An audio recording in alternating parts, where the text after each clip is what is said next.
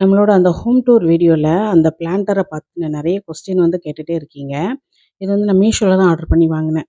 Quality வந்து சூப்பரா இருக்கு. அதாவது குடுத்த பைசாக்கு 2மே நல்ல ஒர்த்தா இருக்கும். அதாவது பிளான்ட் தனியா வரும். அந்த பாட் வந்து தனியா வரும். 2மே சேர்த்து தனித்தனியா தான் நம்ம வைக்கிற மாதிரி இருக்கும். ரொம்ப நல்லாருக்கும். அந்த பாட்ட வந்து எப்படி யூஸ் பண்ணணும், அதாவது என்னலாம் பண்ணக்கூடாது அப்படிங்கிறத நான் நெக்ஸ்ட் லாங் வீடியோல நான் ஷேர் பண்றேன். இந்த மாரி தனித்தனியா தான் வரும். அது வந்து ஜாயின் பண்ணி நம்ம வைக்கிற மாரி இருக்கும். ரொம்ப நல்லாருக்கும். அத வச்சதுக்கப்புறம் நம்ம வீடே நல்ல பீஸ்ஃபுல்லா பார்க்குறதுக்கு வந்து சூப்பரா இருக்கும்.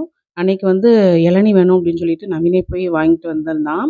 இப்ப காத்து காலம் ஸ்டார்ட் பண்ணிட்டாலுமே, அந்த வெயில் வந்து வந்து நெறைய இருக்க தான் செய்யுதுன்றதுனால எல்லாருமே இளநீ குடிச்சாச்சு அன்னைக்கு. ஈவினிங் போல நம்ம மல்டிகிரெயின் வந்து தோசை மாவுக்கு ஊற போட்டிருந்தேன். கொஞ்சம் கொஞ்சமா தான் ஊற போட்டிருந்தேன். ஏன்னா டக்குனு புளிச்சிரும். அதனால நெறைய பல்க்கா அரைச்சு வைக்க முடியாது. அரிசி சேர்க்காம கருப்பு கவுனி எல்லாம் சேர்த்துட்டு பண்ணியிருந்தேன். அதில என்னெல்லாம் சேர்த்துருக்கேன் அப்படின்னு நான் இன்னொரு வீடியோல லாங் வீடியோல உங்க கூட நான் டீட்டெயிலா ஷேர் பண்றேன். நல்லாருக்கும் டேஸ்ட்டு. லஞ்சும் ப்ரிப்பேர் பண்ணியாச்சு.